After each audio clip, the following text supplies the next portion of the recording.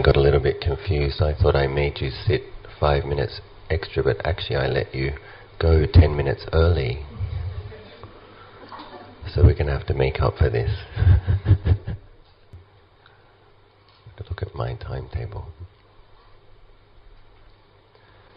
I'm interested to know, when we did the contemplation of death this morning, did anybody experience peacefulness after this? Did the mind become a little more peaceful?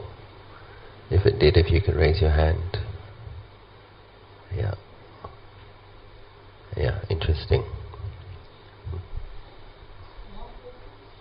Yeah, more focused. So this is one of the methods recommended by Lord Buddha, a samatha technique that helps the mind to be still. And because it's very closely related to the law of anicca, it also ripens the mind, weakens delusion and ripens the mind to have insights into not-self at a deeper level. So recommended very much by the Buddha. Can be a little shocking, and but very helpful. So the Buddha recommends several practices. We were imagining, Brother Teo, that the Chinese came and took control of all the oil, and then everybody starved to death. And then the Americans released the virus. That got the rest of them.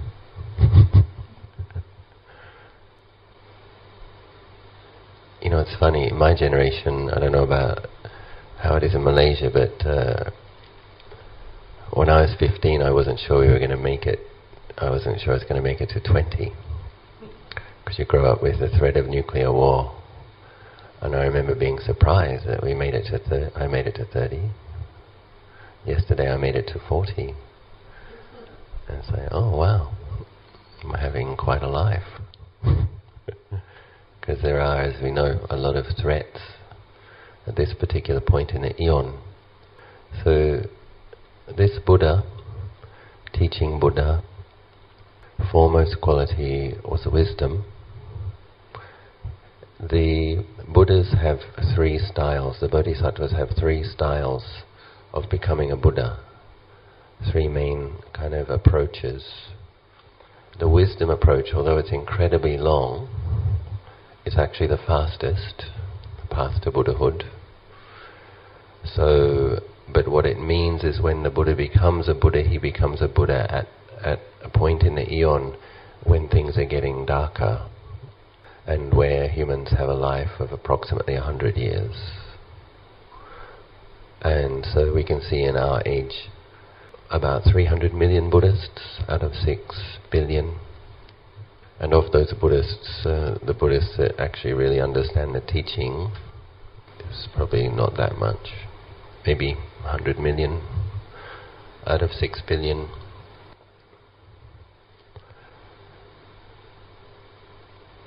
And he comes at a time, and lucky for us, he does come at this time, because imagine a world without the teachings of the Buddha, and without the presence of enlightened beings. As we were talking this morning, one of the reasons that more nuclear power centers haven't cracked open, more bombs haven't gone off, and all of those horrible weapons which have been created, why, to a large extent, they haven't been used. They stay somewhat dormant, pacified, subdued. I'd say this is in no small part due to the metta of the enlightened beings on the planet. So the barami of the Buddha, the barami of the Dhamma, the barami of the Sangha is protecting the world to a significant degree. According to the prophecy of Maitreya, the next Buddha whose foremost quality will be metta. The Bodhisattva Maitreya had a different approach. His approach was through effort. And there's another approach through faith. So we have effort, faith and wisdom. So wisdom is the fastest, although it takes a very, very long time. faith is somewhere between the effort and wisdom type, taking longer, I think twice as long. And the effort style, I think, takes 3 times as long. And the result of this is that the Buddhas that become enlightened, having cultivated the Bharami with a style of effort, they come at the peak of the eon in the human world. So if you can imagine the human world as kind of oscillating, coming for periods where it's closer to the animals, ghost realms, and then for other periods coming up, it's depending on the morality of the human beings, and then coming up closer to a heaven realm. So that's what they call the bright part of the eon. And at that time, people have longer lifespans, there's less disease, no wars, no famines. And at the point in the eon when things get going down, and it's getting darker, more of these things. More famines, more wars, more corruption, more diseases. So this is directly related to how many human beings are keeping 5 precepts. And the kind of group karma. So we have this very interesting tug of war at this point of the eon, where most human beings not keeping 5 precepts strictly, on one hand, on another hand, enlightened beings still in the world, spreading their loving kindness, embracing the whole world with their metta. So there's that Chinese curse, isn't there? May we live in interesting times. And we're living in interesting times. So it's good to be optimistic, but it's also good to be open-minded to the possibilities. So all of us can observe that leaders in this day and age aren't very responsible, tend to be a little bit corrupt. And so it's just kind of understanding that that's normal, that's a symptom of the age, and it's actually related to the fact that most people don't keep the precepts. So there is a rhyme and a reason. In many respects, we get the leaders that we deserve in terms of the human overall situation. But then it's just good to have that perspective of knowing where we are in the samsaric picture, so that we know what to expect and know what not to expect. And generally when the world is in this kind of state, I think we have to be really determined to take care of our own minds and our own practice, understanding that the general trend in the world is going the other direction. So we have to be determined, and we understand, we take the Buddha's advice. Foundation for happiness is sila. At the end of the precept-taking ceremony, the Buddha is saying, take sila as your path to happiness, and take sila as your path to wealth, and sila as your path to liberation. So it's the foundation. And we have to be really determined if society doesn't agree with that, and there's a lot of pressure on people to make adjustments, that we take the Buddha's recommendation as our standard, and not the society's pressures. We were talking about just before how death meditation can help us focus, can help the mind become calm and still. Death meditation is also taught in conjunction with metta meditation, because these balance each other. So a lot of death meditation could make the mind depressed, pessimistic. Similarly, a lot of metta meditation without death contemplation, the mind could become, that energy can go into lust, affection and lust. So these things balance each other. I was going to talk a little bit about the benefits of metta from the suttas.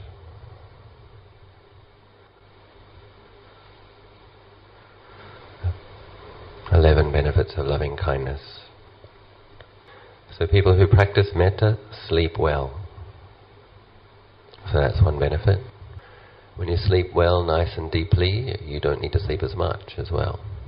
So that means you have more energy, more time do the things you need to do. So people who practice metta sleep well, fall asleep easily, put the head down on the pillow and fall asleep. Also, waking up in a good mood. So having fallen asleep peacefully and slept well, then waking up and feeling good. How many people feel good when they wake up? Okay, lots of metta. Very good. The third benefit is during sleep not having bad dreams. So it has a protective quality.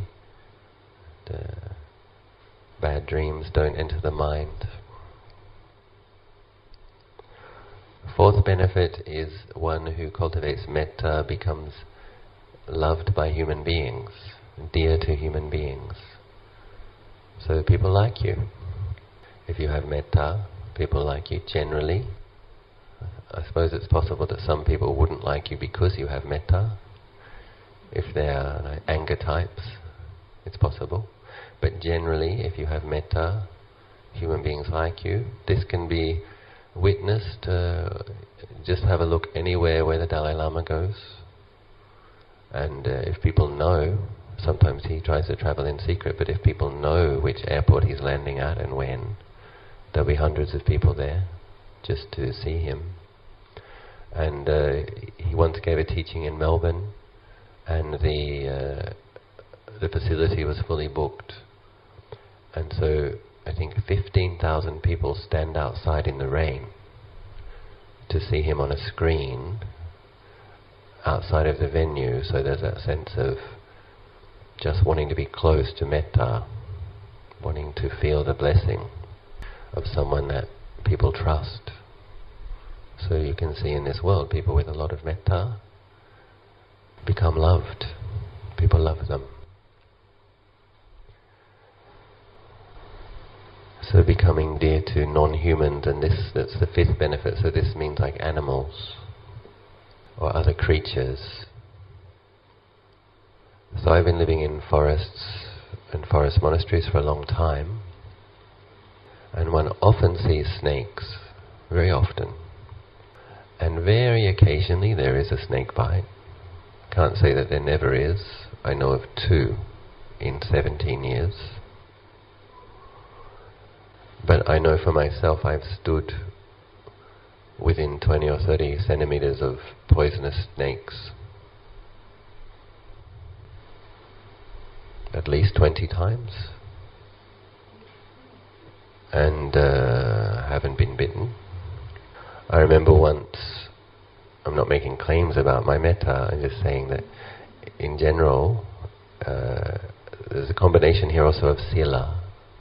So sila also has a protective quality. I remember once when I was in the jungle, Wat Nanachat's branch monastery in the jungle, walking up the path, and I stood next to a snake, not a very big one, snake, but he did strike, and he went behind the ankle and in front of the ankle and behind the ankle. And for whatever reason he didn't make contact. It was just kind of like and I thought, oh, that's interesting. I'm glad. And so metta, but more obviously the amount of monks who have practiced with tigers. I'm going to tell you a story now of one monk. I think he's still alive, Lumpur Supa, very special monk. I think he's 116 years old, living in Phuket.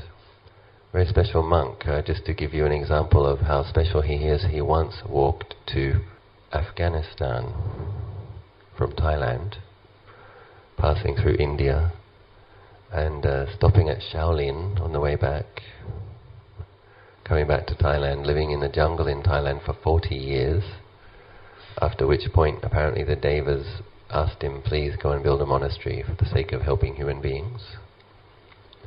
So he built his monastery. Now he's 116. Once he got lost in the jungle, completely lost, on one of his wanderings, back in the days when northern Thailand and Burma was mostly jungle. and he came across a herd of elephants. And some of those elephants were upset about his presence, and one was beginning to charge.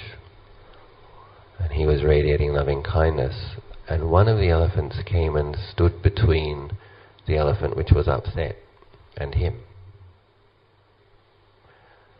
And so the other elephants backed off, and Lumpur Supa, he spoke to the elephant with his mind, which is one of the skills people who become gifted at meditation can have, just a consciousness to consciousness communication. And he said, "I'm lost.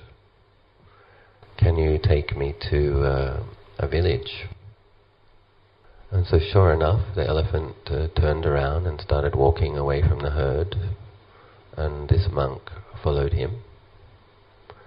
And I think they walked for a day and a night and a day, something like that. And the elephant took him to a path at the edge of the forest, and not long afterwards he found a village. So it's an interesting example of the fact that if one has metta, other beings will be well disposed towards one. Interesting end to this story. Many years later, Lumpur Supa, he's quite gifted for being able to see his and others' past lives. So in his monastery in Phuket, many years later, as quite an old monk who's given up wandering in jungles now, a young man walked in, and he recollected that's the rebirth of the elephant. So the merit of helping the monk to get out of the jungle helped that elephant to attain human birth. And then that elephant later was able to meet Lumpur Supa. So that's one of my favorite stories. And, this same monk was once swallowed by a python up to his waist in his wanderings in these very thick jungles with these big animals. And it's probably related to metta, but also here I think the power of having the purest intention in the universe, which is the intention to be enlightened. So he woke up and he said to the snake, he said, "I'm intending to attain Nibbana with this life. So if you can take me to Nibbana, you go ahead and swallow me. But if you can't take me to Nibbana, you better let me go." And the snake spat him out. So a combination of metta and pure intention. Pure sila, pure intention has a very protective quality. And there's another monk in southern Thailand, Ajahn Achalo. This is probably related to the next one. Invisible deities protect those who cultivate metta. So that means devas. We can understand this as a principle. We can see it even in our life, can't we? That if someone is kind and loving and helps us, if they're in trouble, we'll go out of our way to try to help them. It's like, no, this is a really good person, I want to help this person. And so similarly, this is a principle. The good take care of the good. And so I would say that would go for the devas. The devas would be aware of who is a good being, a particularly good being, and they will have an affection. So Ajahn Achalo is renowned for his amulets, actually. And not only his amulets for a particular quality of blessed string. He is in some special chants, but more importantly than the chants, the samadhi. And the metta that I've asked Ajahn Achalo, well, what is it that you actually put in amulets? What does one put in amulets that makes them protective? And he said, it's metta. So these monks put some of the metta into the amulet. And the Buddha said, it's imponderable. One of the imponderables is to understand the results of jhana. What is possible if one has it? So apparently one can determine of the metta that one puts into things, that it comes out to protect one's disciples. And so during the communist era in southern Thailand, a lot of fighting, And many soldiers came to Ajahn and actually didn't want to kill and they didn't want to die, but they'd been conscripted to the army. So he gave them this string to tie around their waists. And apparently it really did make them bulletproof. That bullet would hit them and it would not go in if one had this string blessed by Ajahn Jamnian. And apparently one person went back and told him, yeah, it really works. And Ajahn Jamnian asked, but did it hurt? When the bullet hit you, did it hurt? He said, yeah, it still hurt, but it bounced off. And he said, okay, I need to put some more in, because if I really put enough in, it won't even hurt. So that's interesting. He said, I was listening to him teach, I was present, and I heard him say, just as an interesting side comment, he said, if any being wanted to harm me, he said, they wouldn't even be able to come close. And this is what I think he's talking about, is that unseen beings, beings that we can't see, who have a protective power, would be able to keep those people away somehow. Maybe their car would break down or fall down the staircase or something would happen. But he was saying not possible that they could even come close if they had a harmful intention. So this is the power of metta, once again. Another thing about metta we all be interested in is that people who cultivate metta are able to enter samadhi quickly. So if one really has metta as a type of concentration, it facilitates the mind entering into other types of concentration. So the mind with metta should be able to concentrate on the breath more easily, and other contemplations. So having the metta as the foundation, having a pacifying effect on those 5 hindrances. And the mind with metta becomes concentrated easily. The next one doesn't matter so much. People with loving kindness have attractive faces. And that can be a real problem, actually. But anyway, you have to take the good with the bad. Who thinks, I'm going to ask you, who thinks that to be born extraordinarily beautiful or extraordinarily handsome would be a good thing? It's horrible, huh? People will be following you around like dogs all the time, you know. You have to make the aspiration, I've made the aspiration, if I must be born again, may I be ordinarily good looking, but not too good looking. It's a problem. I've talked to some very beautiful women, talked to you about how irritating that is, to have the sense that everybody wants something from them. And the sense of not knowing if you can really trust if a person is good-hearted, because people become infatuated with the looks. And then they give a very good impression of being a nice person, but it's difficult to see, is this person really good? So there are challenges that come with being too good-looking. But anyway, if you balance your metta with your death contemplation, this is important. 10th benefit is that people who cultivate loving kindness die peacefully. Very helpful. So with an unclouded mind. Having metta seems to have a direct effect on how much fear one experiences. So I think that's, dying peacefully, as the mind doesn't become overcome with fear. As one's dying, one has loving kindness towards oneself, having been able to establish that goodwill, take care of your own mind as you go through that challenging experience. Ajahn Achalo once he was telling me a very beautiful thing I'm going to share with you. I had assumed that this person had a lot of metta because one Sri Lankan lady came to the monastery and it was 1 year since her husband died. And Ajahn Achalo said, why are you here, making a special offering? And she said, yeah, 1 year since my husband died, I want to make the one year dana offering. And he noticed, he said, well, you don't look like you're grieving, you've let go. You feel okay about his passing? She said, Ajahn, let me tell you about his death. I said, we were sitting at the breakfast table and we were having a cup of tea. And all of a sudden he said to me, I can see Devas. I can hear music. And she said he put his cup of tea down and his chin fell on his chest and he was dead. So that's very interesting, isn't it? Evidently death doesn't have to be traumatic, painful, long, protracted, letting go of the body with attachment experience.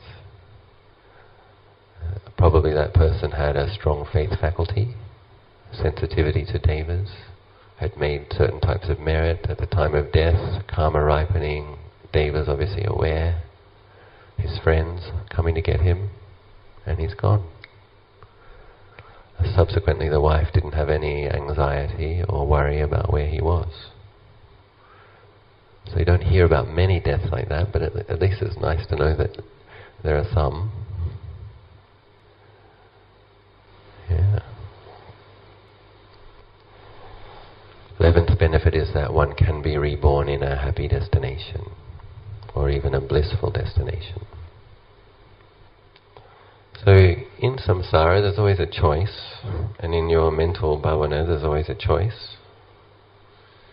You know, if you decide that all of this looking at dukkha and knowing dukkha business, it's too hard, and maybe you want to break for an eon, you know, you could be really, really diligent about your metta bhavana and master metta, and then you could be pretty sure of going to a Brahma realm.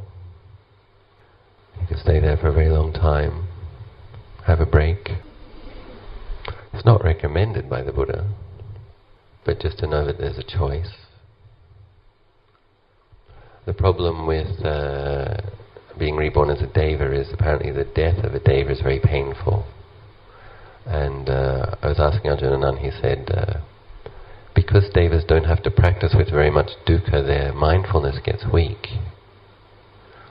So, you know, all of these little things that we think are just irritating, the pains, the frustrations, the challenges, the disappointments, they're actually giving us something to work with, to develop mindfulness and wisdom, understanding about the way the world is. But if you live in a seemingly endless, blissful state for a very long time, and then at the end of your life, all of a sudden, the body that never felt pain suddenly feels pain, and the body that was never odorous suddenly develops an odor, and the radiance starts to diminish, and then you're aware, oh, the merit that produces rebirth is expiring. I'm going to be separated from this bliss. Then many devas fall into grief, sadness at that time. And apparently it's not uncommon for devas to fall to a lower realm, lower than human, because of dying with a sad mind. So there are some dangers to being reborn in a deva realm. That's why they say it's human realm is a very good place to be practicing the middle way, because there's enough pain and enough frustration and enough suffering to keep us focused on the truth. We can have a good look at the first noble truth in this realm. Constant reminders. I'm going to read something more about the merit of metta bhavana, something that the Buddha relayed to Ananda. Bhikkhus, do not fear merit.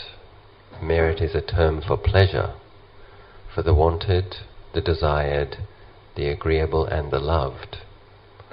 I have had direct knowledge by experience for a long period of what is wanted, desired, agreeable and loved, as the ripening of merit made over a long period. And then he gives an example. After maintaining in being the meditation of loving kindness for 7 years, I did not return to this world for 7 ages of world contraction and expansion. In the age when the world was contracting, I went to the heaven of the Brahmas of streaming radiance.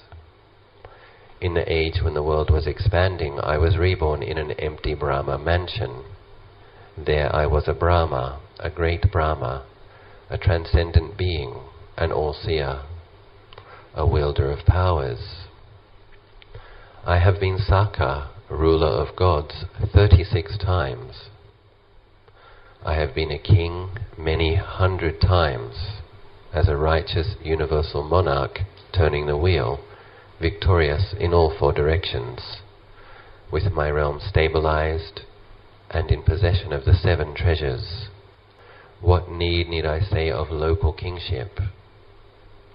I thought, of what action of mine is this the fruit, is this the ripening, that I am now so mighty and powerful?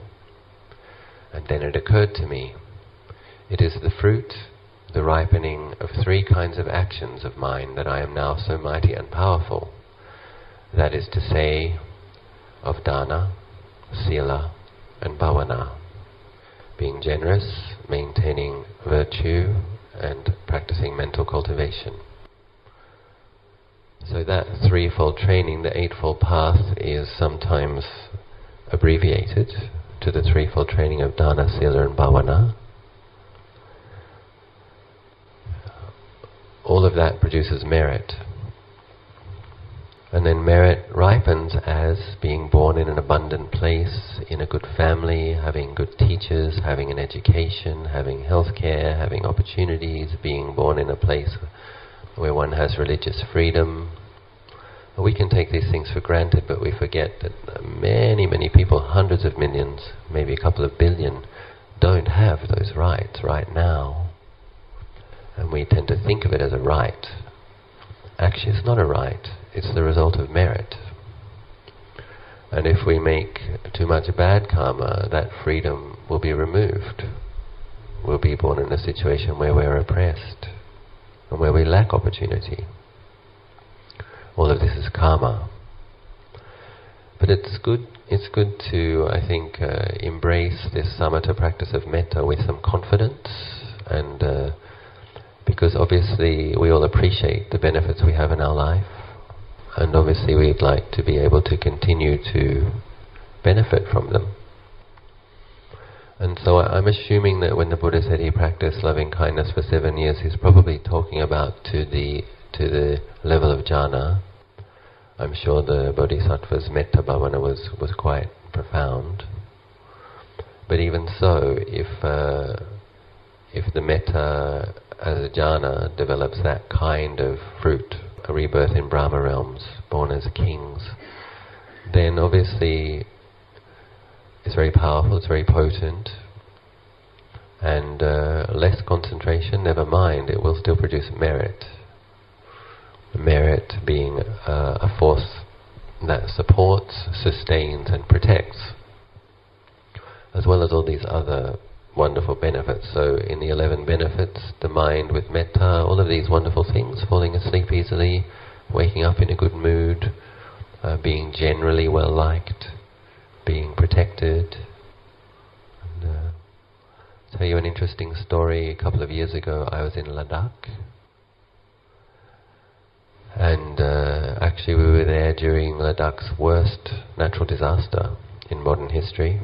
Ladakh is a place with very high mountains and the Himalayas, but the Himalayas were produced by these tectonic plates pushing against each other, so many of those mountains are basically dust and stone piled very high. They're not solid rock. They're very steep. Ladakh is a place where it doesn't usually rain.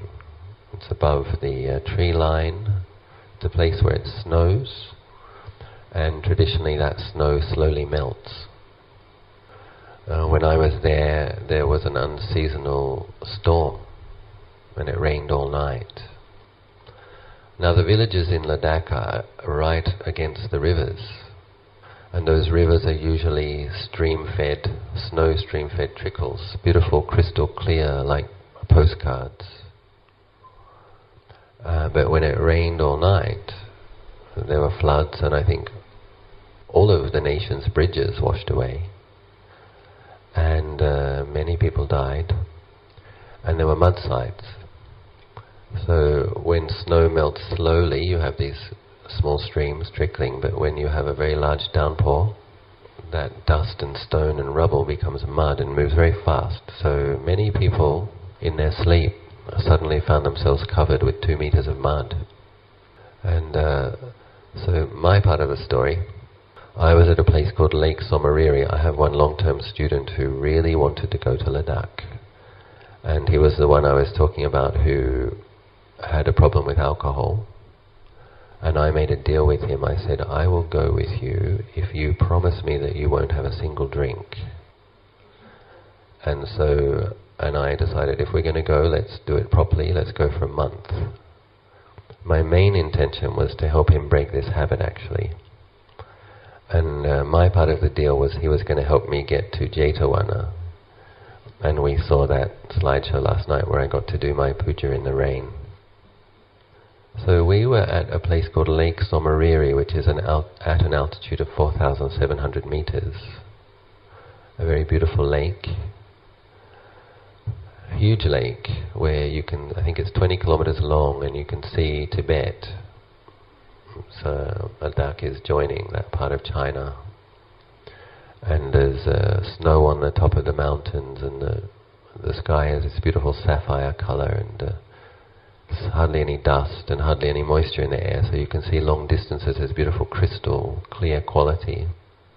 But I noticed all these clouds, and for me it didn't seem slightly strange at all, because living in Thailand, just like Malaysia, large tropical storms are kind of just what happens. And but we were there for 3 days, and we had actually had a plan to stay 5 days. Some friends of mine from Australia were there. They were treating nomads' eyes, because at that altitude the solar radiation is very strong, and it damages nomads' eyes. So a friend of mine and some of her students, Buddhist practitioners, came with doctors and were handing out sunglasses and giving treatments, and even arranging for operations to some of these nomad people, Buddhists, ethnic Buddhists. And so we had every reason to stay, doing good things with good people, and it did rain all night, but it just manifested as a feeling. I had a very strong feeling, I want to leave. And I said to my friend, I said, you know what, I don't know why, but I just have this kind of feeling, and I want to go. And he said, me too. He said, I have that feeling too. And I said, okay, so how about we go tomorrow morning, and then we can have this nice drive, because on the way up we stopped by these streams, and it was just like wildflowers, crystal clear stream. It was just like pretty as a postcard. We had a picnic, and I did a nice chant at 5,000 meters, kind of a puja to empty space, and it was really grand. I said, let's do that again. And my friend said, no, we've prepaid for lunch, so we'll be leaving after lunch. So we did leave after lunch, and we missed the mudslide that closed the road by half an hour. And my friends, the Australian friends, had to climb over Himalayan passes and sleep overnight in sleeping bags. And they had to walk for 2 or 3 days to meet another road. And so we narrowly escaped that exploration of dukkha. And then we saw that beautiful little stream that was a stream as we were driving up the mountain was now a 20-meter wide, swirling brown mess. And then there were these rocks in the middle of the road, big rocks. And I remember driving up that road thinking, aren't these big rocks in the fields beautiful? It's like some god has come and placed them elegantly. And of course when you're driving out on a Himalayan road and the mountains are like this steep, and then you suddenly have the obvious insight, those rocks weren't placed elegantly, those rocks rolled down the mountain. And then you look to the right, and you see that there's many more ready to go. And they were starting to move. And they were on the road, and my friend said it was a bit like one of those computer games where you're dodging the obstacles, because there were rocks all over the road. And we actually had to stop, and we helped, I think 10 or 11 Tibetan men pull one of these big rocks off the road. And so we made it safely back to this place called Leh, and once again it rained at night, at midnight. And the roofs in Ladakh are made of twigs, piled very high, thick, and then they have mud on top. And that serves as insulation, and as I said, the snow builds up slowly, and then the snow slowly melts. So what happened was the roof started leaking, and because it's just mud and sticks. And the owner of the place where we were staying came, and he was really concerned. He said, I've never seen this before in my life. And we're like, really? He said, yeah, it doesn't rain here. And so we just had a few buckets around, and we found out at midnight that night was the night when the mudslide, just 2 kilometers away, I think 200 people were buried in their sleep by mud. So it's horrible. But the point of that story is just that, what was that feeling? What is that feeling, that intuition? I think that might be the way that these unseen beings protect us, is that they give us a feeling, a strong feeling, get out. I also heard something interesting. I heard an interesting statistic that on the day that the World Trade Towers were blown up, unproportional amount of people, like really a lot of people, didn't go to work that day. Lots of people called in sick. Lots of people just didn't go. Lots of people were away. So you have this situation where I think 3,500 people died, but actually there's usually 5,000 people in those buildings. So it was one of these really interesting phenomena where you could see, just look how many people didn't go to work that day. So something's at work there, something's at play. I would assume that many people had that feeling, don't go to work today. Fortunately for them. And I'm sure we all have these kind of feelings about things, don't we? So I think the more we keep our precepts and the more we meditate and the more metta we have, there is this very clear protective quality. Something else about metta and being able to die peacefully. I remember once people realized what had happened and we were in Leh and there was panic, a lot of people were very concerned. Everybody wanted to leave, and the planes were booked and the roads were closed and the bridges were washed away. And then the next night, and it's a difficult thing, you kind of have to be there to get the significance of how concerned people were, but there's this little stream not very far away, and you could hear the boulders being moved in the bottom of the stream, so there's this kind of roaring, grinding noise, and they went to see that stream, and you could see whole trees rushing past, so a lot of water coming down. And then the sky was full of clouds, dark clouds. This is during the time that Pakistan had all of those terrible floods. So this is just on the edge of that, in Ladakh, Himalayan India. So people were very concerned, and my friend he packed his bag and he put on his boots and he said, Ajahn, we have to be ready to go. And he said, they're recommending that we go into the town, everybody should come together in one place. And I said to my friend, here we are in a valley, completely surrounded by very high mountains. Now when you land in Leh, the plane actually has to kind of do 2 full circles before it lands. The mountains around the valley are so high, the plane has to come in and actually go around twice to get down and land. So they're very high mountains. And I said to my friend, I said, if the mountains are sliding, the mountains aren't safe. And if the whole place is a valley, well, the valley isn't safe either. I said, where do you think you're going to go? And for me, I just had this very clear sense of, if we're going to die, we're going to die. It's that kind of occasion. And I said to him, I don't want to be with people who are panicking if I'm going to die. So if it's okay with you, I'm going to stay here and meditate. And I said, I had my little shrine, and I lit candles, and I lit incense, and I sat in half lotus, and I did some chanting, and there was a little bit of fear, but there wasn't any panic. And I was sitting in front of my shrine, and I was thinking, this is one of the benefits of making merit as well, is that you can recollect the merit that you've made. And I was thinking, well, I did hope to have accomplished more this life. I would like more samadhi, more wisdom. I'd like to be established in liberation.